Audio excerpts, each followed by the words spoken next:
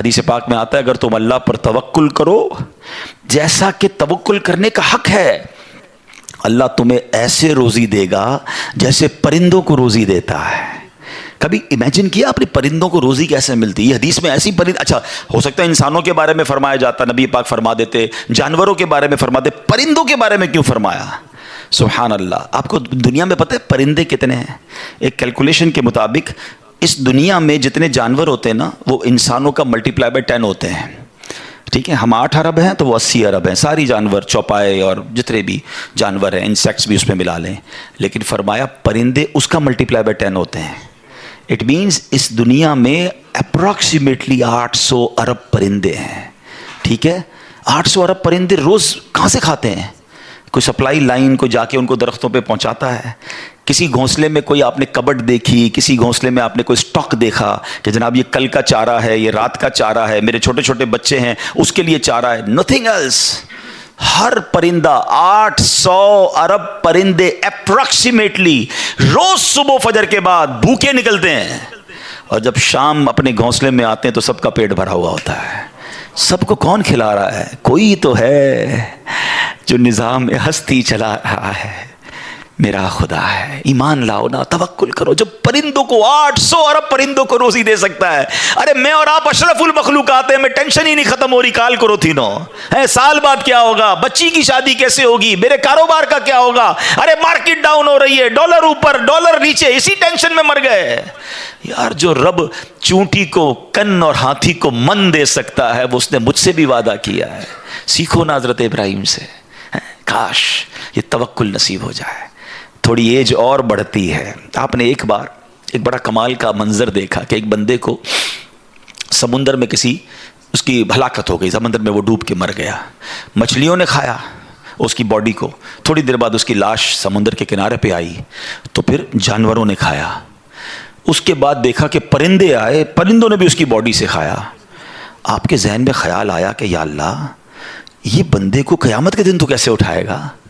ایمان تو تھا مگر اس کی باڈی کے اجزاء تو 3 الگ الگ مخلوقات کھا گئیں، اور قیامت کے دن یہ واپس کھڑا ہونا ہے اس نے۔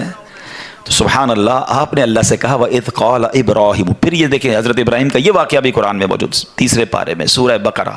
آپ کہتے ہیں وَإِذْ قَالَ إِبْرَاهِيمُ رَبِّ أَرِنِي كَيْفَ تُحْيِي الْمَوْتَى۔ اے اللہ، حضرت ابراہیم نے عرض کی کہ اے میرے رب مجھے دکھا دے تو مردے کیسے زندہ کرے گا؟ ارشاد ہوتا ہے قالا اولم تؤمن، اے ابراہیم تو ایمان نہیں لایا، تجھے یقین نہیں؟ قالا بلا ولکن لیطمئن قلبی، اے اللہ ایمان لایا ہوں، مجھے یقین ہے مگر میں ذرا دل سے دیکھنا چاہتا ہوں اور قرار آ جائے، میں عین الیقین چاہتا ہوں، میں اس کو مزید دیکھنا چاہتا ہوں۔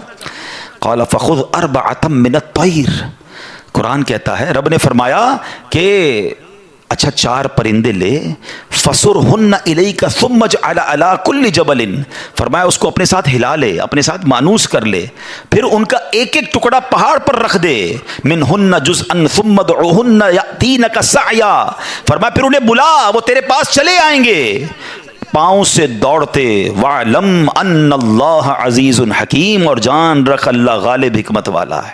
اب ہوا کیا، حضرت ابراہیم کو حکم ہوا کہ 4 پرندے لیں۔ اب آپ نے 4 پرندے الگ الگ لیے، مور لیا، کبوتر لیا، آپ نے مرغ لیا اور ایک گدھ لیا، ان 4 کو اپنے ساتھ تھوڑا ٹائم رکھا تاکہ وہ آپ سے انسیت پالے، تاکہ 4 کے بارے میں کنفرم بھی ہو جائے کہ یہی 4 ہے، کوئی اور مکس نہ ہو جائے۔ اس کے بعد آپ نے 4 کو ذبح کیا، 4 کا قیمہ بنایا اور 4 کا قیمہ مکس کر دیا، 4 کا الگ الگ نہیں، 4 کا ٹوٹل مکس کر دیا، اور اس کے چھوٹے چھوٹے پیس سمجھ لیں 4 پہاڑ پر رکھ دیے، الگ الگ پہاڑوں پر، اور 4 کی جو چہرے تھے یعنی ان کی کھوپڑیاں تھیں وہ اپنے پاس رکھی، اس کا قیمہ نہیں بنایا، یعنی ان کے سر آپ کے پاس ہیں 4 پرندے کے، 4 کا مکس قیمہ ہو چکا ہے، اور 4 الگ الگ پہاڑ پر رکھ دیے۔ قرآن نے کیا کہا تو انہیں پکارو ہیں، اب یہ بھی ذرا میں آگے آ کے بتاؤں گا اس ایک خوبصورت آیت کے اس جز سے کیا سیکھنے کو مل رہا ہے۔ قرآن نے کیا کہا کہ انہیں پکارو، تو آپ نے کہا یا ایھا الدیک، اے مرغ، یا ایتھا الحمامہ، اے کبوتر، یا ایھا النسر، اے گدھ، یا ایھا الطاؤس، اے مور۔ آپ کی پکار پر وہ 4 پرندے جو ہیں ان کا قیمہ آسمان پر اڑنا شروع ہوا ہیں فکشن گرافکس ہیں، آج کل اینیمیشن کا دور ہے، کمپیوٹر پر جناب لوگ بہت ساری چیزیں بنا لیتے ہیں. سنو 5000 سال پہلے قرآن میں یہ واقعہ موجود ہے کہ کیا ہوتا ہے، ان چاروں کا کیما اڑتا ہے، اور اب جس کا مرغ کا ہے وہ مرغ کی طرف، مور کا ہے تو مور کی طرف، کبوتر کا چاروں کے جسم پورے کمپلیٹ ہوتے ہیں، سر نہیں ہے. سر تو آپ کے پاس ہے نا. وہ چاروں پرندے بغیر سر کے دوڑتے ہوئے آپ کے پاس آتے ہیں، زندہ ہو جاتے ہیں مگر سر نہیں ہے. قریب آتے ہیں تو حضرت ابراہیم نے ان کا سر جو ہے وہ واپس ان کے پاس لگا دیا، سب سر بھی ان کا لگ گیا، آ کر دانا چگنے لگ گئے. حضرت ابراہیم نے اپنی آنکھوں سے مردوں کو زندہ ہونے کا واقعہ دیکھا اور آپ کے دل کو اطمینان اور قرار آیا. یہ میرا رب یہ ہے.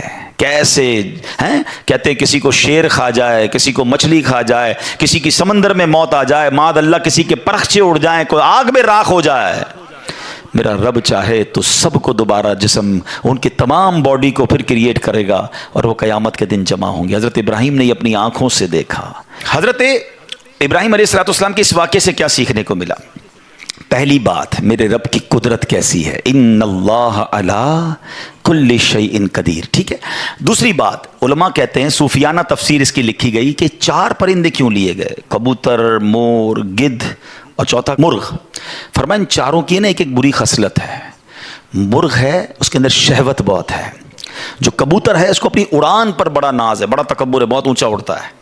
فرمایا گدھ جو ہے اس کا کیا پرابلم ہے، گدھ کے بارے میں فرمایا کہ وہ لالچی بہت ہے. اچھا پھر اس کے بعد ایک اور پرندہ ہے مور، اس کو اپنی خوبصورتی پر بڑا ناز ہے، وہ خوبصورتی کی وجہ سے بڑا پراؤڈ فیل کرتا ہے. تو فرمایا یہ 4 بری عادتیں ہیں.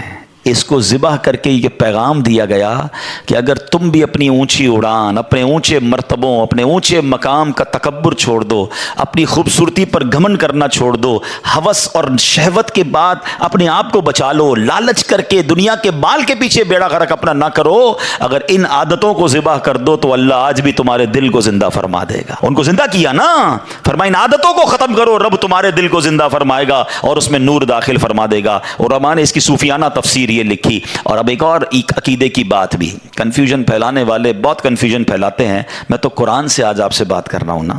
اللہ نے کیا کہا کہ انہیں پکارو. وہ تو دنیا میں نہیں تھے پرندے، مر چکے تھے، کیما بن چکا ہے. کیما بنے ہوئے پرندوں کو رب کہہ رہا ہے پکارو. حضرت ابراہیم نے کیسے پکارا، یا ایھا الدیک، یا ایتھا الحمامہ. آپ کبوتر کو پکار رہے ہیں، آپ گدھ کو پکار رہے ہیں، قرآن کہہ رہا ہے پکارو اور نبی پکار رہے ہیں. آج کسی کو نہ جانے یا رسول اللہ سے پرابلم ہو جاتی ہے، کسی کو یا غوث پاک سے یا پرندوں کو پکار رہے قرآن کہہ رہا ہے. تو اس کا مطلب دنیا سے اگر کوئی چلا بھی جائے تو اس کو پکارنے میں کوئی خدا نہ خواستہ پرابلم نہیں ہے. اللہ سمجھ کے تھوڑی پکارتا ہے کوئی، اللہ کے بندے سمجھ کر ہی پکار رہے ہیں نا، اللہ کی مخلوق سمجھ کر پکار رہے ہیں.